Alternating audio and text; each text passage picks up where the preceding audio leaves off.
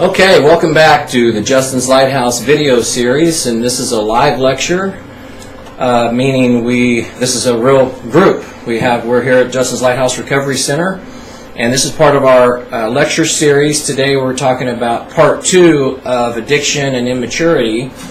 If you hear voices with some feedback, that's just people in the group. Obviously, we keep them off camera for purposes of anonymity and confidentiality. Let me recap what we talked about yesterday, or at least the end part. You know, remember one of the primary things we're talking about our relationship with our parents and why we are stuck in such immature emotions. And we were talking about mothers and how, well, you know, in codependency, let's think about it this way. In codependency, the sickness of codependency, although it looks like the person desires to help the other person, and that's not a bad thing, that would be a good thing. The sickness is that really the codependent cannot feel comfortable, cannot feel okay about themselves unless they're helping someone else. So when you put it in that context, it's really a very self-centered condition, right? I'm not helping you because I'm unconditionally, self-sacrificingly loving you. I want to make sure you're okay so that I don't have to feel bad. And it prevents us from growing. We get to be 20, 25, 30, 35, and we don't have any independence. We've never learned any independence. So today we're going to talk about the differences between what an adult emotion looks like and what an immature or a childish emotion looks like. We're going to run through it pretty quickly because I want you guys to talk today. Okay, so very quickly, it seems obvious. But remember, with us it's not. The worst thing you can do is sit here and look at this board and not relate it to yourself, because it absolutely fits. In maturity or in adult emotions, your emotional response to something would be appropriate, right? And we were talking about this a little bit yesterday. You think you're going to go to the movies with your friend on Saturday night, and they call 5 minutes before they were supposed to meet you, and they say, something came up, I can't meet you. An adult emotional response would be, wow, that's kind of disappointing, I understand, things happen, no sweat, yes, I'm already down here in the rain waiting on you, but it's cool, I'll make the best of it, no big deal, good luck with whatever you're having to deal with. A childish response is completely self-absorbed. Man, this is bull crap. You wait till the last minute to call me? You couldn't have called me an hour ago. You couldn't have called me before I got ready. You couldn't have called me before I came down and ordered dinner. You couldn't have called me. It's all about us. In our childish emotion, it's all about self-centeredness. Zero empathy, zero understanding, zero compassion for the other person. But think about that, because we all have real life experiences, but we seem to forget the times that we're that guy that has to cancel on somebody. We always forget when we're the guy who makes a mistake, or when we're the person who cuts someone off in traffic. In our childish emotions, that never comes into play. It's all about self. And ultimately, that's what drives addiction. It's no wonder we become addicts and alcoholics. We don't know how to deal with life. We have very childlike emotional responses, or I should say emotional reactions to not getting stuff we want or losing stuff we thought we had. Okay, another adult emotional example is, in maturity, your emotions should be motivating you.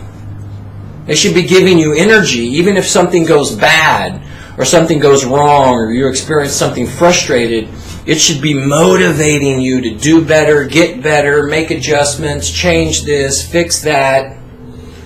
In childish emotions, that's not present, right? In childish emotions, we experience a difficulty, and the only thing we know to do is really just throw a tantrum. And yes, as grown men and women, we throw tantrums. I remember the first time I got accused of that, at 38, when I first got into recovery, and, people were telling me, dude, you're just throwing a temper tantrum right now. And I was so offended by that. Because, only, 4-year-olds throw temper tantrums, or 2-year-olds throw temper tantrums. I'm a grown man. I don't throw temper tantrums. I'm just being truthful. I'm just telling you what it's like. I'm just telling you how it is. No, that's a temper tantrum. That's not really how mature adults deal with their emotions.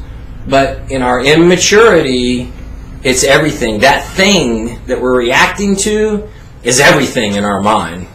That's one thing I didn't put on the solution, is we got to change our thinking. Okay, so I'll come back to that.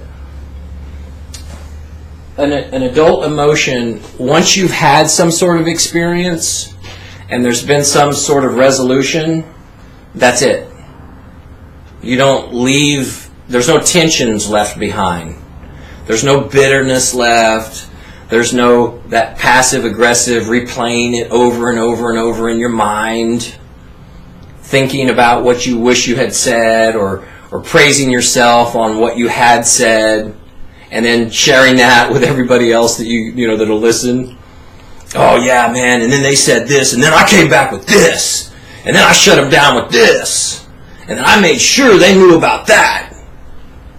That's not adult, that's child. And we'll get into that. Why? Empathy.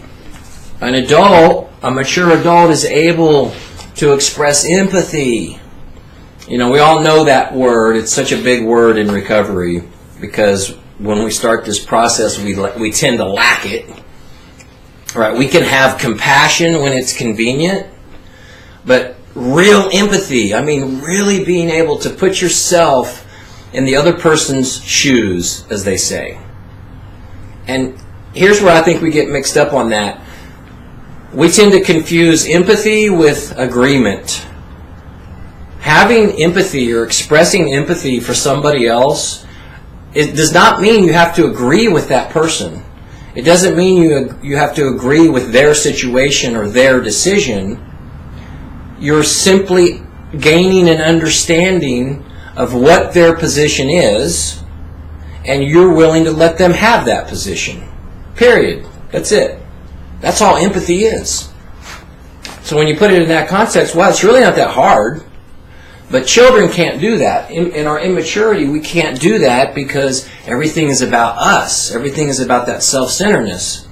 I don't want to give up anything that I don't want to give up. I don't want to do anything that I don't want to do. I only want to do stuff I want to do. I only want to get what I want to get. So anything beyond that, like having to understand the other person, forget that. That's not possible. That's why we talk so much about, in our relationships. And heck, that's pretty much what recovery is about. It's about our relationships, about learning how to have relationships, learning how to develop those relationships. Because we haven't really had relationships. Oh, we've known people. And of course we know our families. And they're there and they support us. But we haven't really, reciprocated that. We tend to seek out people who agree with us. Think about that. When was the last time you spent any prolonged period of time with someone that didn't agree with you? Right? And what I mean by that is, someone that you knew was going to tell you the truth, that you knew wasn't going to let you lie to them, wasn't going to be manipulated, wasn't going to let you get away with any crap. Right? We don't hang out with people like that very long. We want to be with people who agree with us, people we can manipulate. And those are the ones that we call our best friends. The people that are most easily manipulated. How sick is that? Okay, so let me get back to this. Number 5. Adult emotions. You don't feel bad or humiliated about yourself. It means You can experience a situation, let's say a difficult situation. You can work through it. You can have empathy. You can understand where the other person is coming from. You can take a closer look at what maybe your responsibility might be in that situation. And you can come to a resolution without having to scream and shout or posture or intimidate or, all those childish behaviors.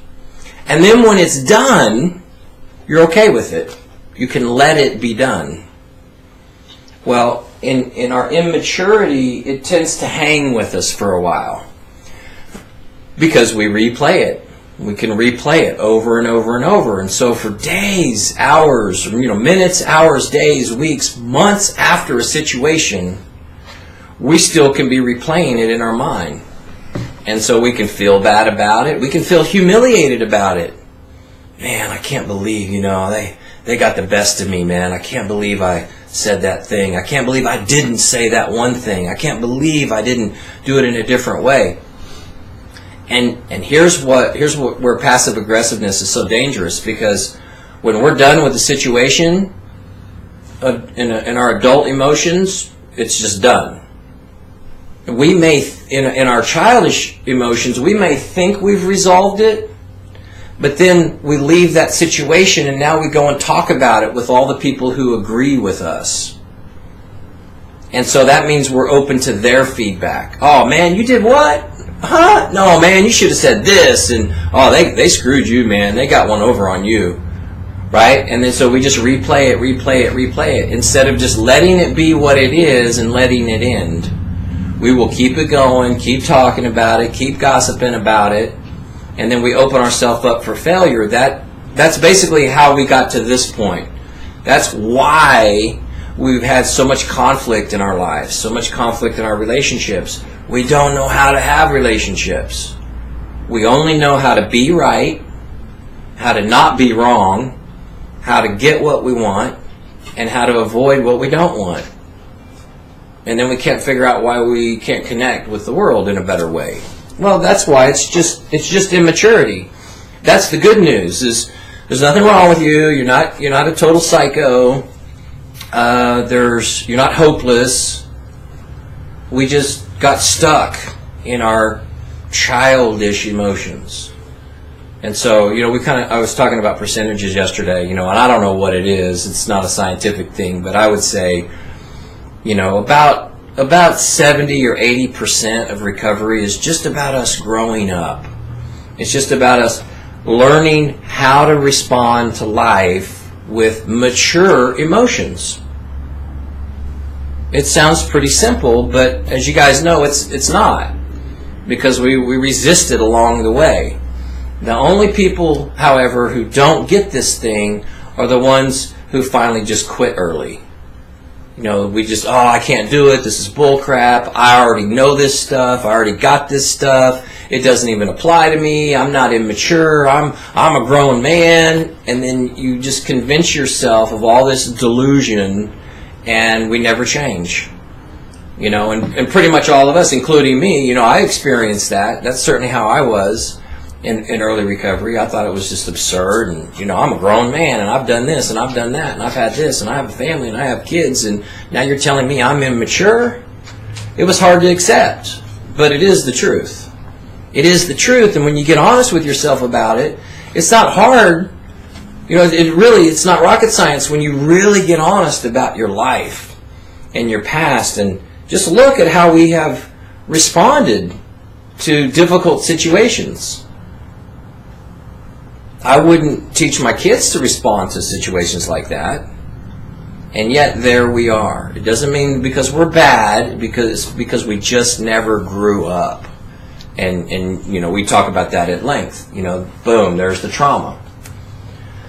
Okay, but today we're not talking about trauma, we're just talking about the immaturity. Okay, now childish emotions look a little like this. All or nothing.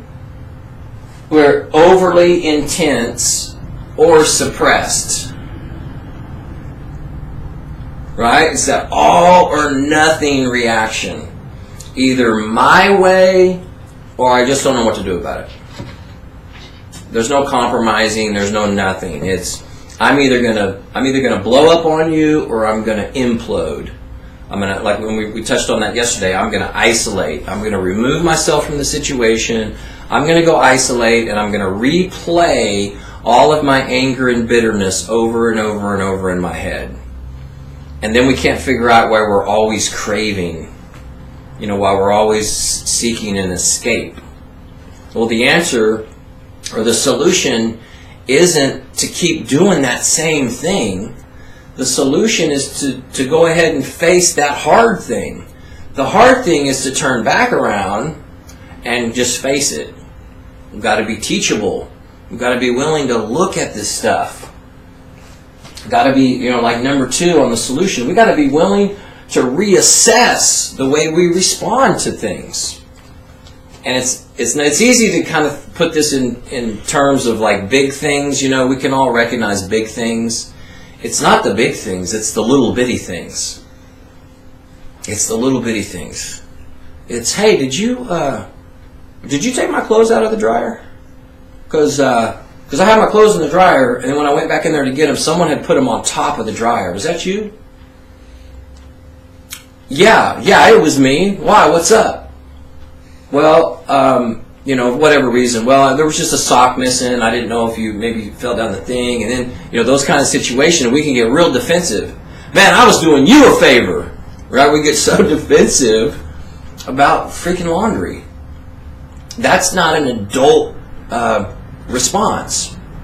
That's a childlike response. That's a I'm operating with you from my defense mechanisms. You're stepping at me. No, I just asked a question.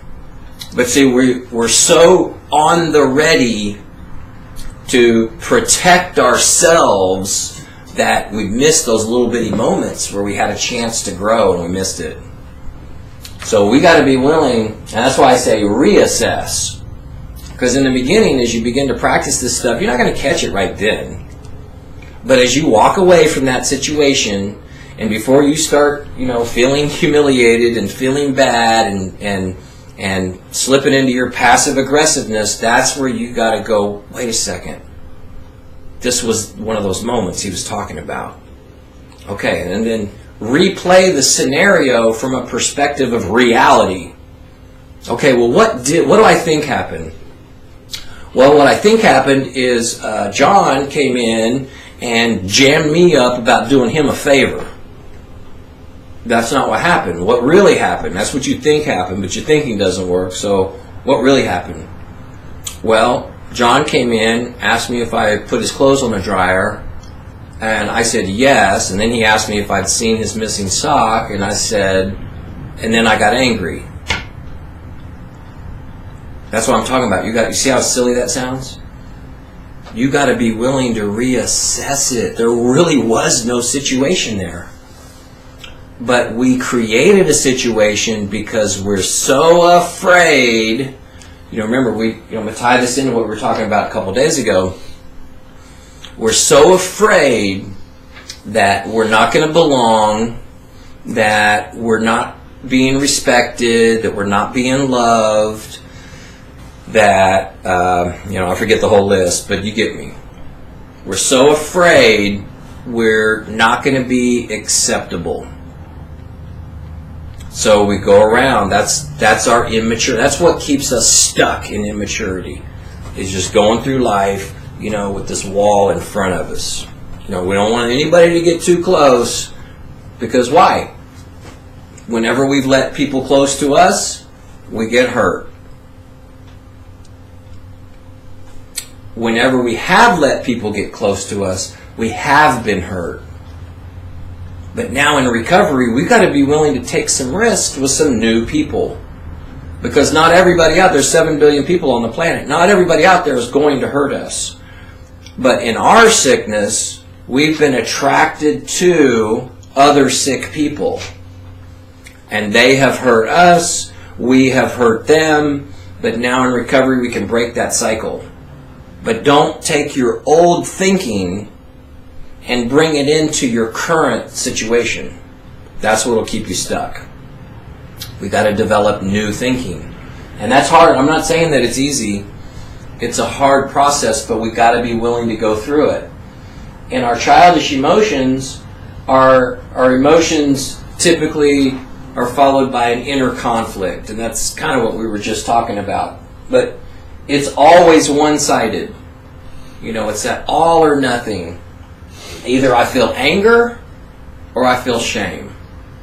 Oh man, I can't believe, I did that person wrong. Or just the opposite. Man, I can't believe they did me wrong.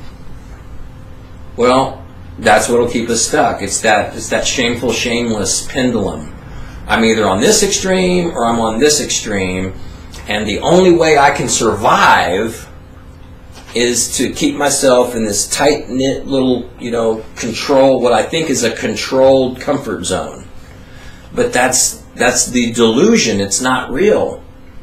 It just keeps us disconnected. It keeps us more angry. It keeps us more shameful. In our childish emotions, we can have temporary relief. Remember we talked so much about, our anger really is just used to regain a sense of control of something, an idea that I'm losing control of something, and we've learned because of through our dysfunction that if I'll use my anger, then usually people will step away, they'll back away, mom will go ahead and whatever, give me what I'm wanting just to shut me up so she doesn't have to deal with it. So it's a learned behavior. We've learned that if I use anger, I can regain control of my situation. So given that, we can feel temporary relief. But then what happens? It's just like using and drinking. Oh, you get temporary relief, but now you got a hangover, now you're broke, now you're getting evicted, now you're getting your car repossessed, now your girl's gone, now your guy's gone, now da-da-da-da-da-da. It's temporary. The inner conflict will remain. I mean, just these top two is pretty good motivation to want to grow and mature a little bit, because this sucks. This is not any kind of way anybody should desire to live. Number 3, immature emotions can zap your energy. Right? Think about that. And we see it all the time in this kind of environment. We can get all huffy and puffy about stuff and feel very stressed and fatigued. Oh my God, I'm so stressed out. Oh man, good Lord. And we can just get ourselves all worked up. Man, I got to go lay down, man. I can't even eat dinner tonight. I just got to take a break. I got to sit down. And that's what that is. We've zapped our own energy. We've caused ourselves stress and fatigue, not because we've experienced some difficult person or difficult situation. It's because of the way we've reacted to it. We do not have a drug and alcohol problem. We have a life problem. We don't know how to live life. And so because we live it so dysfunctionally, we're constantly looking for relief. I need little short moments of relief. And now that we're not using and drinking to give me relief, you're going to experience some pretty wild emotions. We talk about that in that chart. The good news is that, as long as we stay in the game, your huge peaks and valleys begin to balance out, and you begin to understand more about yourself, and as you come to realize that people, places, and things are not causing you stress and fatigue. The way you react to people, places, and things is what's causing you fatigue. That means you can build for yourself a life of joy and peace and happiness by the way you deal with life. What have we done? When the ways in the past where we've tried to get better, we crash and burn, we go, man, I can't keep doing this, I got to make some changes, I want to live a different life. But before we actually seek professional help, we just kind of come up with our own ideas on how we're going to do that. And what do? We automatically seek to change our circumstances. I just need to move, I need to get a different car, I need to get a different job, I need to get a different girlfriend, I need to get a different apartment, I need to get me some different clothes, some really cool shoes this time. Yeah, that's it, man. If I could just get some really cool shoes, then more people would accept me and I wouldn't have to feel so bad as often. I think that will get it. I think that'll really set me on course. You know, we've all done that. We've all done, you know, what AA refers to as the geographical changes. Well, you can change things geographically, you know, in your own city, in your own little block. It doesn't mean you got to go 1,000 miles away. Sometimes, you know, we can go a block away, but in our mind we think, oh, this is solving the problem.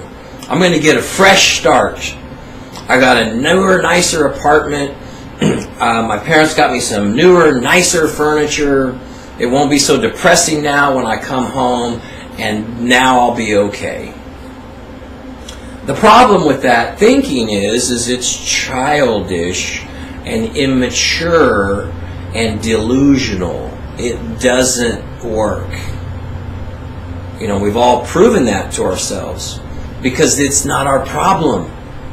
Our problem isn't the stuff around us or the people around us. The problem is how I deal with the things and people around us. So if I can grow up, if I can learn how to develop mature emotions, then I can handle any situation. Right? We will intuitively know how to handle situations that used to baffle us. Don't ask me what page that's on. But that's it. You know, I mean, everything we really need to know is in that big book. It's in the big book and it's in the Bible. But the problem is we're not really sure how to interpret that stuff, and we don't necessarily have the emotional maturity to be disciplined enough to read that stuff every single day. That's why these kind of environments are so vital, because we need to understand more about ourselves. But the solution is in those two books. Another immature emotional response is, I need to be right and you need to be wrong. Right? Now think about that. Just think about the last, in the last 6 months of your life. Pick out one conflict that you didn't do so well with. And when I say that, I mean there was conflict and it caused tension, and when it was over, it still wasn't over. You still carried it with you. Those are situations, we've either got to be right or, no, I've got to be right and you've got to be wrong. Wow, that's a big setup for failure, because it's unrealistic. What if we could come to understand how to, you hear this in like sales organizations. It's all about the win-win. Well, that's a really good life principle too. Why do I have to be right? What's going on in my mind that I feel like I have to be right? Well, it's trauma. It's not because I truly intellectually believe that I'm so special that I must always be right, although that's what it looks like. It's trauma because I've spent a lifetime fearing that I'm not good enough. And one of the ways I satisfy this dysfunctional emotion is I just need to be right. Because then when I'm right, people will accept me. Then people will like me. People will adore me. Then I can be okay.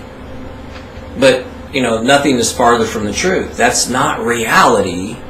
That's us operating from our defense mechanisms. It's that emotional, I need to be right. And not only that, you need to be wrong because I need to have power over you. It's a very sick way of living, and yet it's part of us. That's how we've been living, whether you recognize it or not. These are immature, childish emotions, are uncomfortable, and we tend to doubt ourselves. Now think about that, because these all go together. On number 4, we got to be right and you got to be wrong. But in the same vein, I'm also doubting myself. That's how you know it's dysfunctional, because both of those are present at the same time. Wow. Life will get a whole lot easier if we can just develop mature adult emotions. These uncomfortable, doubt emotions motivate us to criticize and find fault in others. That's the you need to be wrong, and I'm going to prove to you why you're wrong. That's a horrible way of living. And then we can't figure out why we always have conflict in our relationships. We can't figure out why we've only got maybe 2 or 3 people in our lives, and those are the ones that agree with us. But they'll dump us in a heartbeat if we need something, because they're not real friends. They're just our agreement buddies. We cling to them because they agree with us. They won't tell us the truth. We can manipulate them. Those aren't real friends. So, you look at how we have reacted to people, places, and things, our life situations. It's no wonder that, typically as we begin this process, we're alone. Not because we're not lovable, but because we've pushed everybody away. But they're still there. They're still there. They're loving us unconditionally. But they've also, finally exerted some boundaries for us. Okay, you need to grow up. Miles, you need to get your act together. You need to grow up so that we can then be able to love you. Well, that's tough. Until we change, we keep that division going with our friends and our families. So what's the solution to all this stuff? Okay, let me back up for a second. Here, this is a good check engine light as you're really trying to assess this and evaluate your own emotions. Here's a good way to start. Don't separate in your mind. Okay, well, I've got some mature emotions. I just need to figure out which ones are my immature, childish ones. Until change occurs, we're still 10 years old. So just start with that as your jumping off point. Just recognize, step 1, you got to admit to yourself that I am still a child. I still see the world as that hurting, scared, inadequate, insecure little 10-year-old child, still just wanting some attention and wanting to be okay. Wanting someone to tell me, you're okay, it's gonna be okay, and you're acceptable. Right? That's really what it's all about. That's really what we're still trying to seek in adulthood. In our immaturity, we believe that our strong emotions are justified. Okay, well, what does that mean? Well, think about some of the ways that we react. Sometimes we can react with very strong emotion, and then we'll justify it, even when common sense tells us the opposite. We're masters of rationalizing, but all we're doing is rationalizing bad behavior. Now think about it. Hopefully you can picture in your mind right now an experience where you exhibited really strong emotion. Another way to put it is you just went overboard, right? You went way over the top. Maybe you yelled, maybe you stomped around, maybe you punched a hole in the wall. You made it clear to everyone around you that you were angry. And you might have even expressed it. You might have even said, I'm so angry. Man, I'm pissed. Golly, oh man. All right, well that's expressing strong emotion. We'll rationalize that. Well, did you see what that other person did? Did you see what I just had to experience? Like my sponsor used to tell me, forgive the language, he would say, who the hell do you think you are? Do you think you're so special that you're not supposed to have any problems today? And I hated that. I was like, well, yeah, I'm not supposed to have any problems today. That's how immature I was in early recovery. It's like, dude, it's just a life experience. What's going on with you? Oh man, you don't understand. Golly, man, they said this and then they did this and I'm so pissed. We will literally take on the behavior of other people. That's why the big book, keeps stressing to us. We can't control people, places, things, and situations. So why do we keep trying? Oh, I don't try to control people, places, and things. I just react to them. Right? It's the same thing. That's called a rationalization. That's called me trying to come up with an excuse to make my bad behavior okay. Okay, well, let's look at the cause of that. Why do we do that? Because, we can read the big book and the professionals in our lives are telling us that's really childlike behavior So why do we do it? The greater your level of emotion, the greater the level of your threat. You're not reacting to the other person's behavior. I mean, you are, but it's not out of some sense of, altruism. You're reacting because something in you is being threatened. You're afraid you're not going to get something that you want. Or you're afraid you're going to lose something you thought you had. Wow, well that just points the finger back on us then. Exactly, and that's how we grow past these things. When you're having one of those moments where you're just really expressing strong emotion, you got to hit the pause button and go, wait a second, there's something wrong with me. Why? Because that's not normal. It's not normal for a person to see another person, do something offensive, and then for us to react in such a strong way. Because the reality is, it really doesn't have anything to do with us.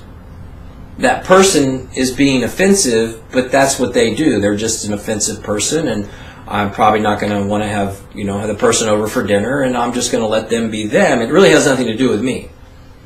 So if I'm reacting in such a strong emotional way, I got to get honest with myself. There's really something deeper going on. What is it? That's what you have to assess. That's what you have to explore. Not analyze.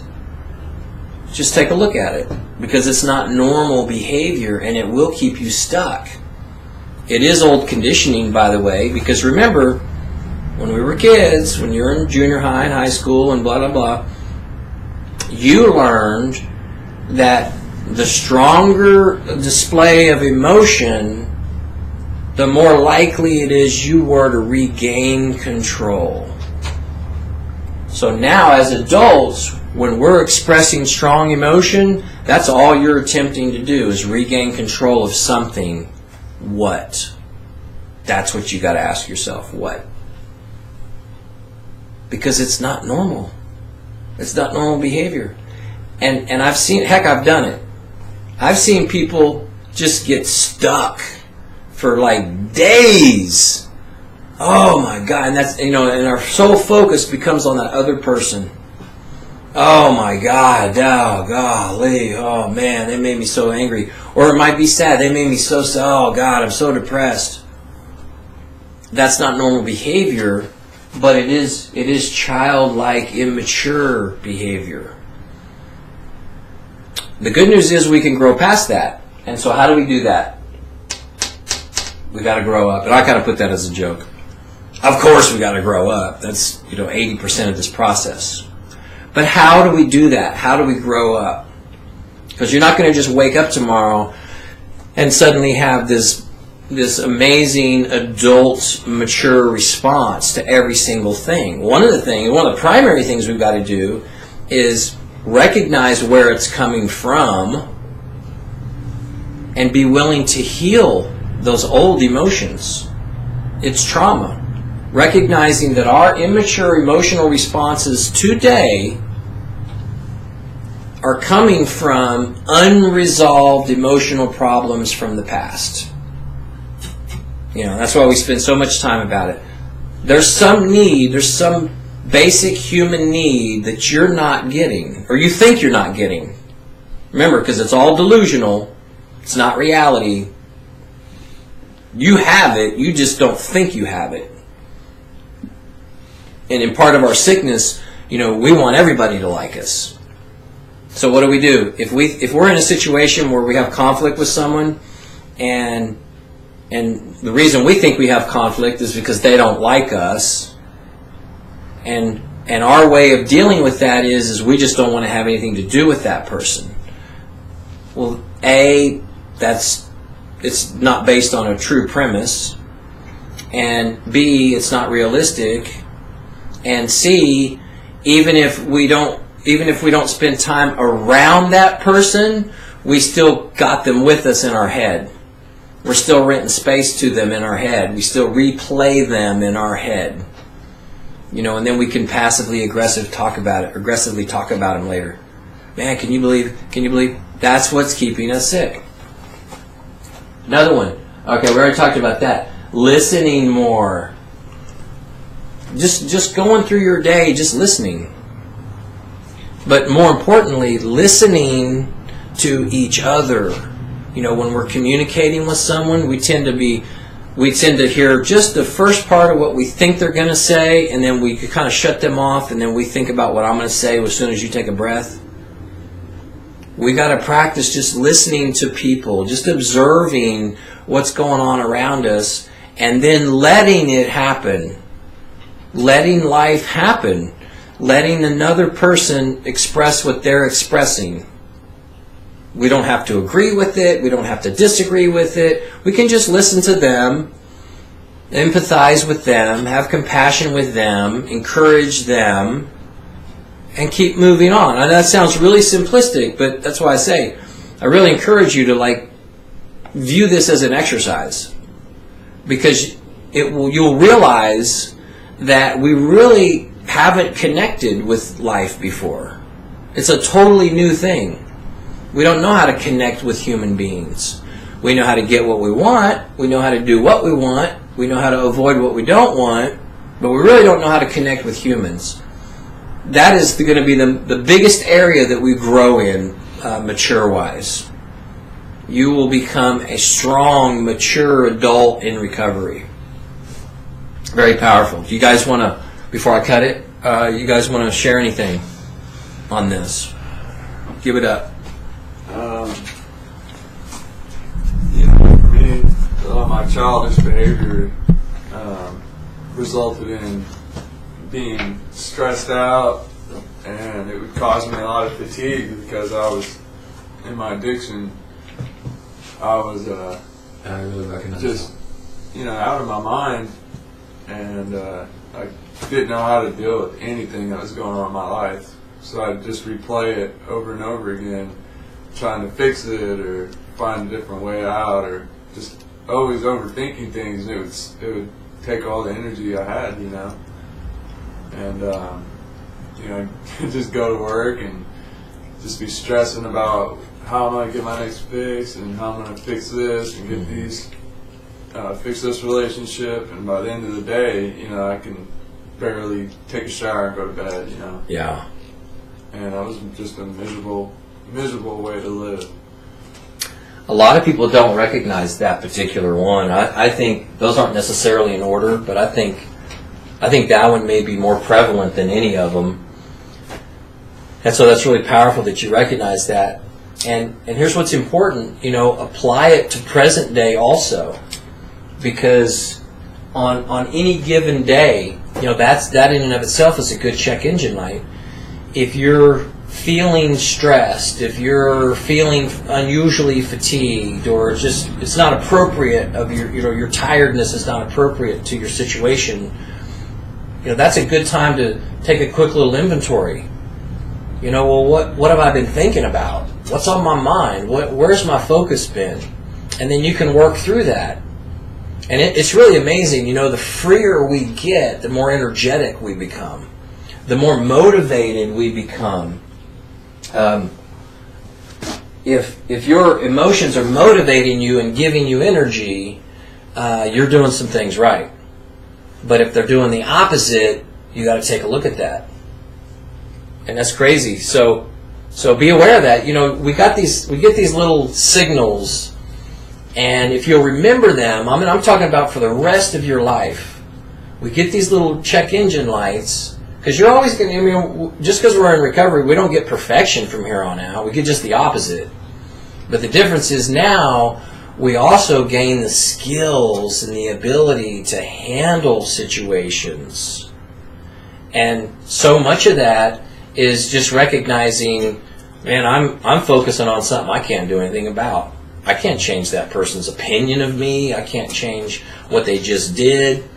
What I recognize about myself is a lot of times I would spend so much time replaying old stuff like I would be changing it in my mind. I would be like, okay, well, man, I should have. I would even have conversations out loud where I would replay an argument, only saying the things I wish I had said. And then I would passively aggressively share that with another person, and I would tell them the lie that I had just created in my mind. Oh yeah, and then they did this, and this is what I said, and they'd be like, you said that? I'd be like, you bet I did. And then I said this, and then I said that.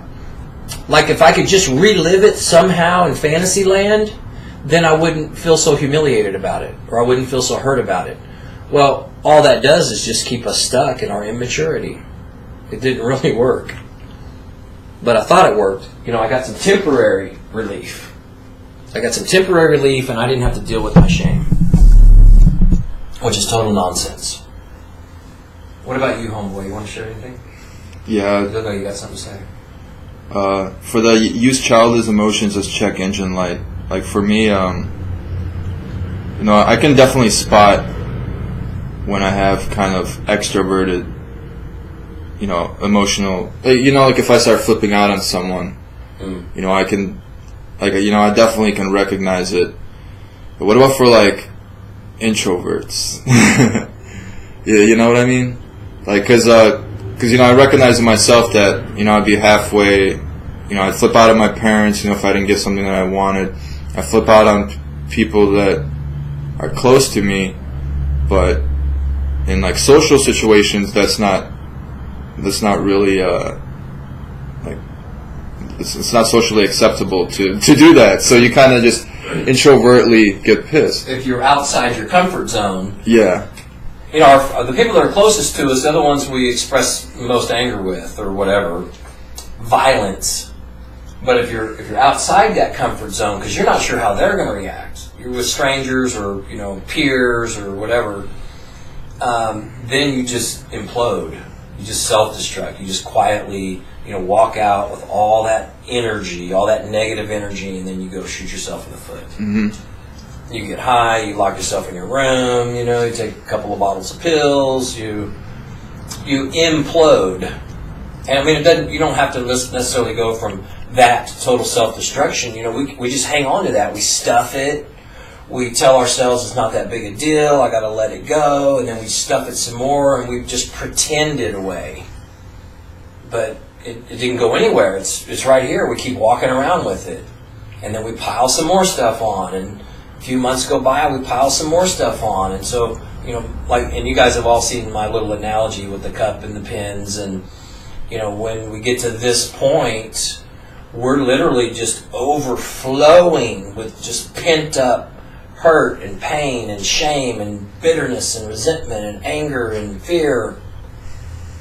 And so that's what happens with introverts. That's what happens with extroverts too. But introverts may be a little more at risk because we get really good at hiding it. With an extrovert, it's that guy's, he needs to be addressed. With an introvert, we can fake it for a while. We can fake it. Hey, how's everything going? Oh, it's awesome. You sure everything's... Oh, hey, I'm number one. I'm good. I got no problem. Right? We can pull that off for a while. But it always bites us in the butt. So the solution is still the same, though, right? Yeah. Still learn to recognize when you're doing Yeah, that. solution is the same. Solution is the same. You know, that's a good thing to practice too. But what, you know, as you reassess, you just got to keep reminding yourself. Our emotions is just our check engine light. Whatever, if you're feeling negative emotions, the issue is with you. No, but you don't understand. This person just ran a red light and I wasn't doing anything and they smashed into my brand new car. How you react to that is still with you. That's just a life scenario. You know, you get out and go, oh my God, I can't believe, did you not see that? You know, and we can act like, oh, I'm never supposed to have a difficulty. You know, if we're going to live life in this world, you're going to have things that you didn't do anything, but you got it anyway. Good things and bad things. You're going to be in the wrong place at the wrong time sometimes. You're going to be in the right place at the right time sometimes. That's why gratitude is so important. You know, we got to keep things in perspective. Just because we're experiencing some difficulty doesn't mean anything's wrong. It just means, hey man, I'm living life and this is going to be an inconvenience, but I'm not giving my joy away for this guy who ran a red light.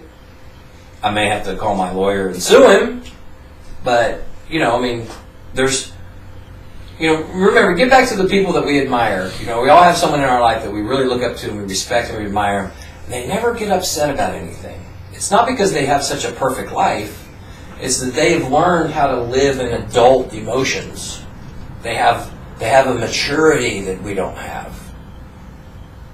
Right? They just accept when something bad happens. It's just the next thing in life. But with us, see, it's everything. That's why we've got to heal. Because until we heal, the stuff that happens to us or the things that we experience is centered on, it's covering up. We think it's meeting one of our unmet needs. So that's what makes it so dangerous. Anyway, that's really good input. You all good with that? Get it all out. You got to leave it here. You got to leave it here on the floor. Okay. Well, thanks for watching on YouTube. Keep checking back. We're going to put some new things on weekly. And this one is Immaturity and Addiction Part 2. Be sure to check out Part 1. Thanks for watching.